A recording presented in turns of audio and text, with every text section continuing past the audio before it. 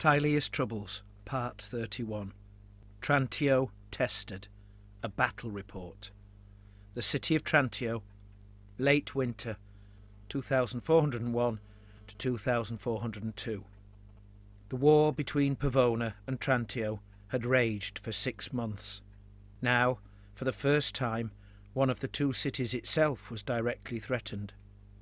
Prince Girenzo of Trantio, having fled from his crushing defeat at the Little Carena, where he himself had almost been incinerated by magical fire, mustered his last remaining mercenaries and militia to man his city's walls. He vowed that despite the odds, the enemy would never take his city. His officers set about stockpiling supplies for the forthcoming siege, ordered labourers to repair and speedily strengthen the gates and walls wherever necessary, and sought out potential saboteurs and spies. Crossbowmen, both his own militia and the very last surviving Compagnia del Sole, patrolled the huge stone walls, while halberdier companies guarded the gates.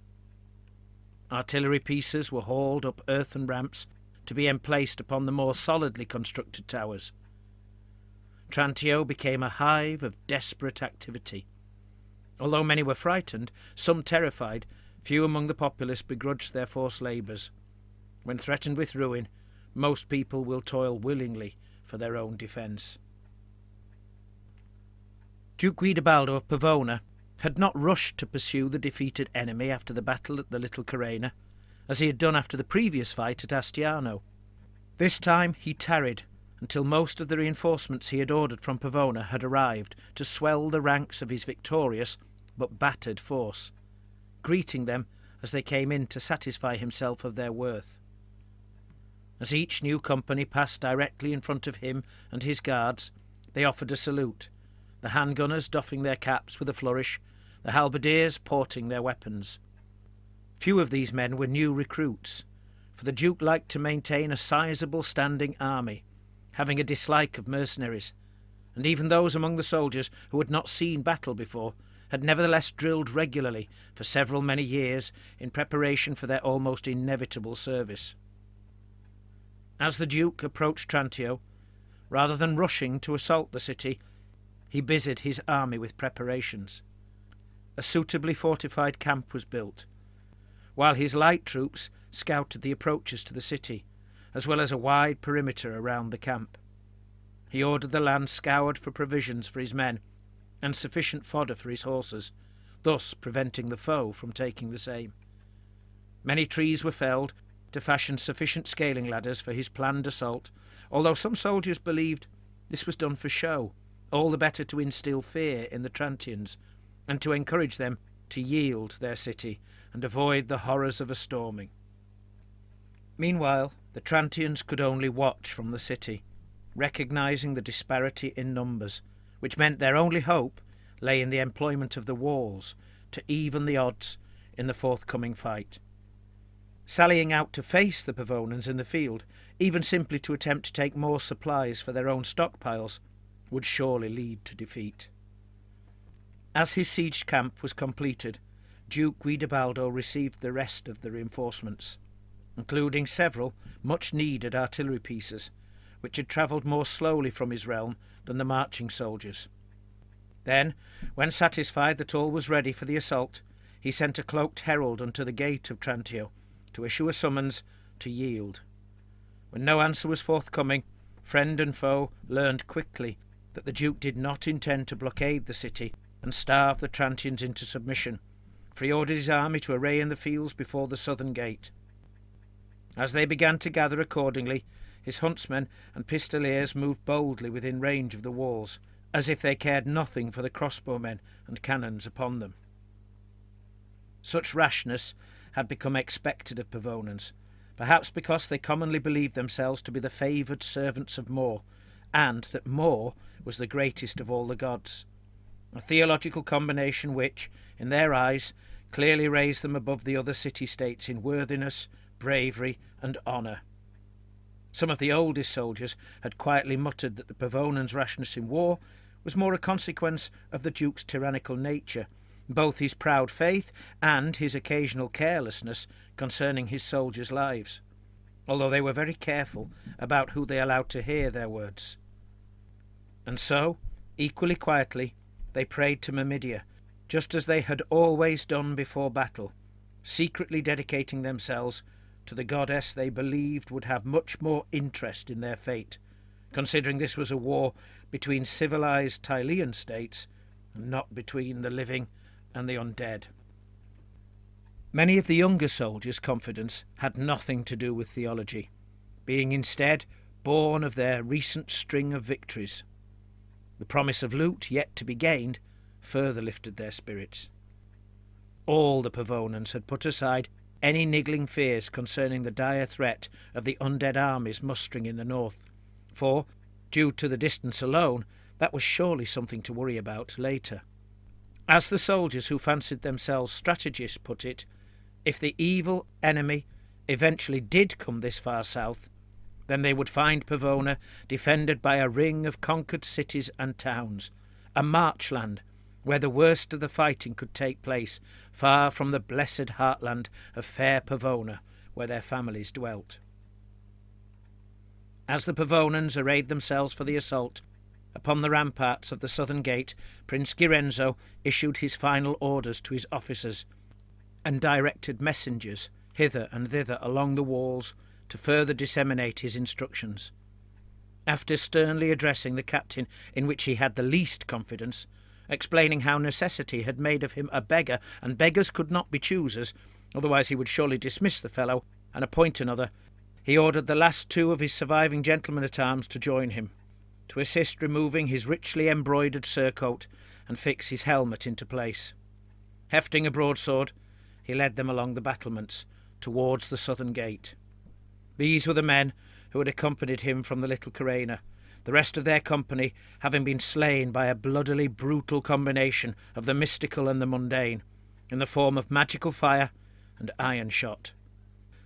Prince Girenzo had so learned full well what the Pavonans were capable of, how they cared not a jot for the quality of a man, nor respected the unwritten but traditional laws dictating the nature of civilized warfare between the city-states of Tilea, but instead happily employed wizardry and black powder to slay noble knights. Such behaviour might be expected of the basest sort of mercenaries, brute ogres or northerners, and certainly of the wicked races of goblinoids and ratmen, but Tileans ought to know better. The prince still reeled at the cruel loss of such good and noble men, never mind his army, and had determined to exact vengeance in whatever way he could. Yet to look at him, no one would know he harboured such fury and hatred. He had been the very essence of calm as he quietly issued his commands. He took his place at the rear of the gate's battlement, while the crossbowmen at the outer wall began spanning their weapons. Upon the towers of Trantio, the artillerymen hefted their iron shots into their pieces' muzzles, while in the fields beyond the walls the enemy gunners did exactly the same. Duke Guidobaldo's plan was simple. Batter down the gate, surely the weakest spot in the city's defences, and then assault through the gap thus created, while scaling the walls elsewhere as a distraction, or, should the assault on the gate go badly, as an alternative way into the city. Such was his determination that he was not troubled by the fact that the enemy would certainly have prepared for exactly such attacks, nor that his army would thus inevitably suffer great casualties. When his son, Lord Polcario, questioned the order, being the only person in the Duke's army who would dare to do so, suggesting that perhaps it would be better to besiege and blockade the city, starving the foe into submission, the Duke answered that he was not willing to wait to teach such a creature as Girenzo a lesson, and his soldiers were fools if they did not expect some deaths upon the field of battle. Besides, he added, as if he had thought of something that would reassure his son, those who died would all the sooner receive the tender care of more, dwelling eternally in his favour because of the service they had done him. Lord Polcario had said nothing in reply, but all could see he was somewhat disturbed by his father's words.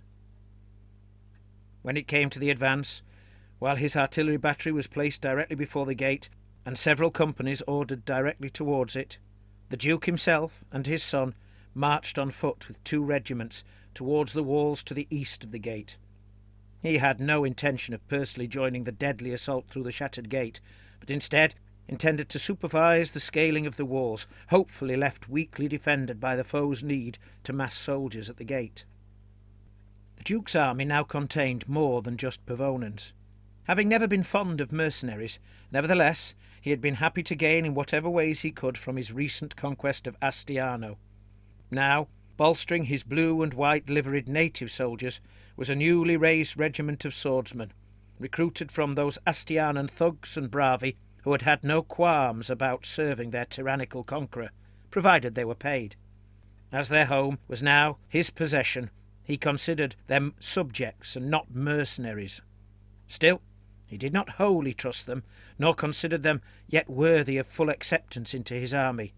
So it was, they did not carry a blue and white Pavonan standard, but rather bore their own city's standard, fastened upside down upon the staff to symbolize their subjection.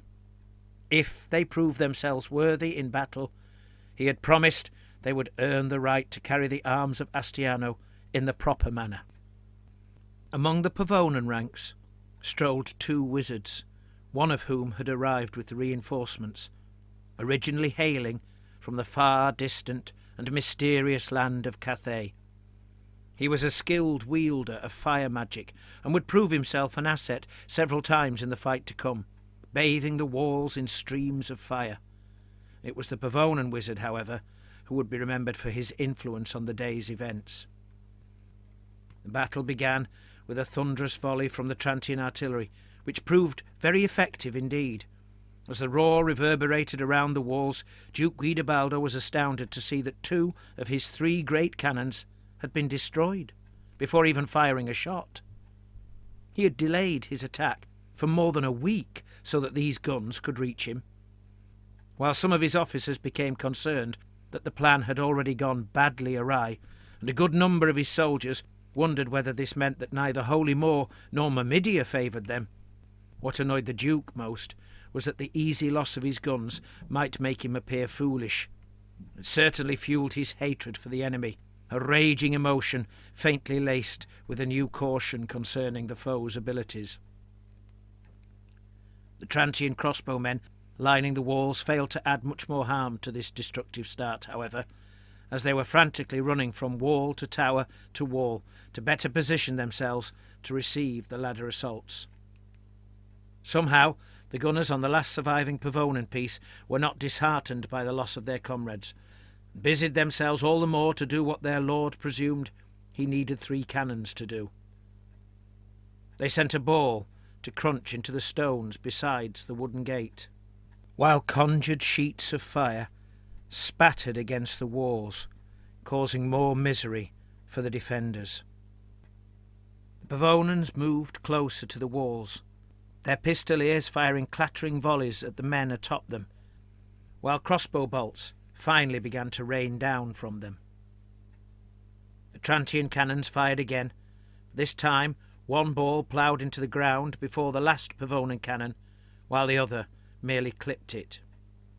With a loud prayer to Moor that the barrel had not been cracked, and a silent prayer to Myrmidia to protect them from such a flaw, the attackers reloaded with extra powder and fired again at the gate. This time their ball hit almost exactly the same spot, and in so doing, perhaps due to some flaw in the construction or a weakness which manifested over the centuries, collapsed one entire side of the gate tower. Luckily for him, Prince Lorenzo had already left that part of the wall to make his way over to where the enemy's ladders would be placed. Of the 8 crossbowmen atop the gate, only 2 managed to leap to safety. Afterwards, they scrambled into the rubble, while glancing back to see if those inside were rushing to do the same. With the creation of a large gaping hole in the defences, the arrival of the massed regiments of foot at the base of the walls, and both magical fire and volleys of hell-blaster shot bursting through the crenellations to topple grievously injured defenders, it was now becoming clear that the Trantians would take the city. This was not to be a long fight, but swift and brutal.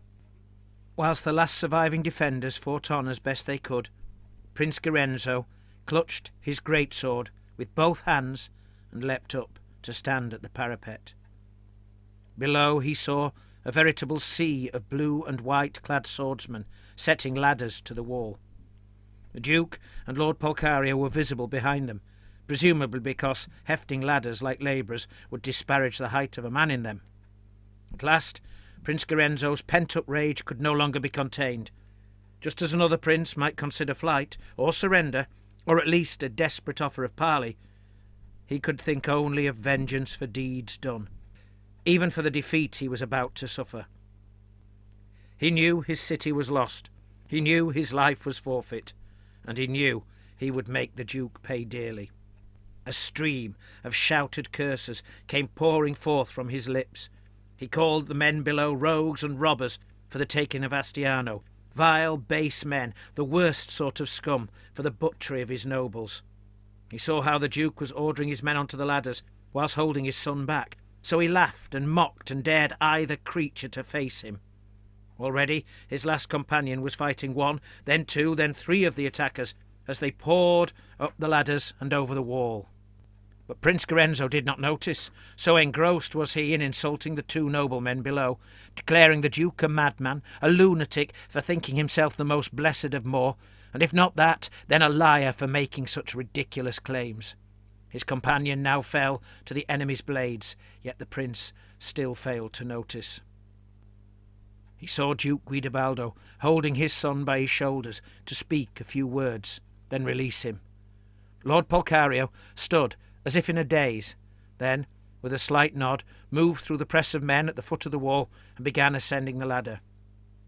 Falling silent at last, Prince Gorenzo watched with sick fascination as the young lord climbed with an unnatural, inhuman grace, gifted by the magic of the Pavonan wizard. In fact, every Pavonan soldier now climbing seemed to be similarly imbued with an uncanny nimbleness. For a moment, Prince Gorenzo wondered whether he had somehow unknowingly suffered a blow, and that it was he himself who was disorientated. When he spied the wizard amongst the mass of soldiers below, hands a-dancing as he conjured, he knew that either Polcario and the others had been imbued with a magical power, or he himself cursed. Gorenzo shook his head to clear it, clenched his teeth, and steeled himself for what was to come. Bursting with hatred, he did not wait until Lord Polcario had mounted the wall, but thrust at him even while he was still on the ladder. The time for honourable gestures had long since passed. The magical energies woven around Polcario, however, proved disorientating enough that despite the prince's furious blows, the Pavonan lord successfully mounted the battlement, and the two noblemen became engaged in a duel. As they hacked hard and fast at each other, parrying, feinting, and clattering blades upon armour, a crowd of soldiers arrived upon either side, while more kept appearing at the top of the ladders. The fight was not a quick one, both men stumbling and slipping more than once, their armour thwarting blow after blow. The Pavonan swordsmen backed away from the fight, not only to avoid being injured by the swirling blades, but also because they understood that Lord Polcario would not want their help in such a personal combat. Down below, the Pavonan wizard had been busy maintaining his magical influence, until suddenly the winds of magic faded, and he could not stop his spell melting away. Lord Polcario was momentarily slowed, and Prince Gorenzo noticed. Both lords, dizzied by exertion and the dissipating magical energies crackling around them, stepped back, gasping loudly for breath. Then, with all their might, at one and the same time, they both lunged, their heavy blades squealing past each other to plunge simultaneously through their breastplates. For the briefest moment they stood, held fast both by the deathly grips upon their hilts and the blades piercing through them. Then they collapsed into a tangled heap of steel at the very edge of the battlement. Reaching for Lord Polcario, one of the Pavonan soldiers slipped upon the puddle of blood, and so knocked the young lord, causing him to slide with a metallic squeal from the prince's blade and tumble over the edge, to land with a clattering crunch in the yard below. The swordsmen closest stood transfixed in horror at what had just happened, while someone shouted through a crenelle down to the Duke that his son was grievously wounded.